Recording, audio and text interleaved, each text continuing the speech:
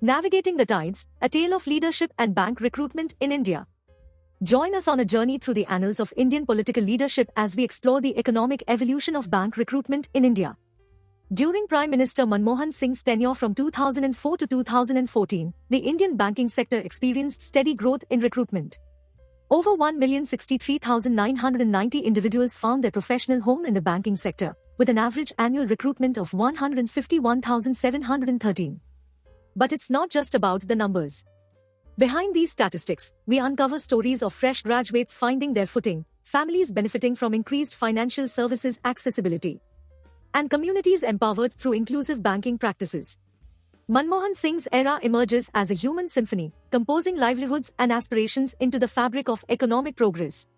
With the ushering in of the Narendra Modi era in 2014, India's economic symphony witnessed a nuanced transformation. The total number of recruits, standing at 698,011 as of 2023, portrays an era marked by adaptability and resilience. The average annual recruitment settled at 1,16,335, unveiling a journey of initial decline post-2014, followed by a gradual recovery. Zooming in on the personal narratives, we encounter stories of individuals navigating the challenges posed by the pandemic, adapting to the evolving landscape of digital finance, and contributing to the efficiency drive in banking.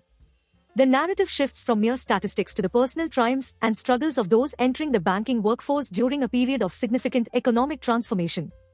Comparing the contrasting notes between Manmohan Singh's tenure and Narendra Modi's leadership creates a captivating melody of change and continuity. The overall recruitment figures lean significantly in favor of Manmohan Singh's era, hinting at the expansive opportunities afforded to job seekers during that time.